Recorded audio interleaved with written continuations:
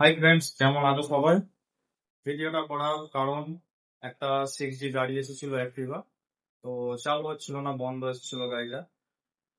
তো কারেন্টের কিছু প্রবলেম ছিল। তো গাড়িটা খুলে ফেলে এত প্রবলেমে পড়েছি কি বলবো। তো তোমরা দেখো। প্রথমে এখানে খুললাম, দেখলাম প্রবলেম পেলাম না পেছনে খুলে।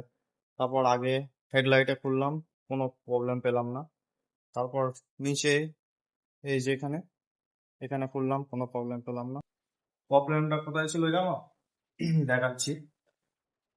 তো মোটামুটি 1 ঘন্টা ধরে খুঁজে পেলাম প্রবলেম। এই যে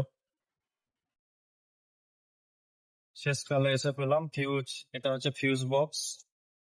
আর এই ফিউজ বক্সে চেক করে, সবকিছু চেক করছিলাম, কোনো কিছু পাচ্ছিলাম না ফল্ট।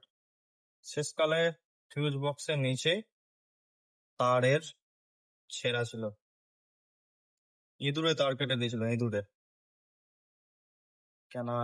অ্যাক্টিভা গাড়ি, ধরো 6G, নতুন নতুন মডেল, 1 বছর হয়েছে গাড়িটা।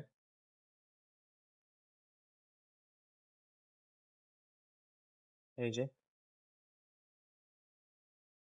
তারটা জুড়ে দিলাম।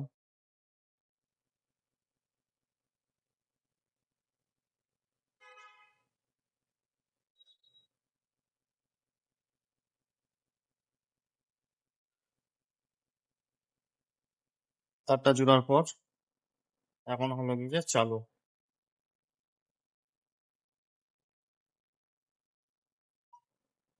এতক্ষণ আগে আসছিল না কোনো কানেকশন। ফলটা খোঁজার পর পেলাম। সকাল থেকে এত গাড়ির চাপ, এত কাজের চাপ, কি বলবো। শনি রবি শুক্র 3 দিন খুব বৃষ্টি হয়েছিল, তার কারণে এত পানি হয়েছে। সব গাড়ি বন্ধ হয়েছে, যে রিপোর্টার গাড়ি পানিতে ছিল, বাইরে রাখা ছিল সব। মানে বাড়ির বাইরে সব রাখা থাকে এখানে বেশিরভাগ এরিয়াতে। তো এত পানির প্রবলেম হয়েছে এখানে। বৃষ্টি হয়েছে, এত বৃষ্টি হয়েছে, কি বলবো। এই যে দেখতে পাচ্ছ, এতগুলো চাবি রাখা আছে, এগুলো রিপেয়ার করতে এখনো বাকি আছে। মোটামুটি এর আগে 11টা গাড়ি দেওয়া হয়ে গেছে দুপুরের আগে।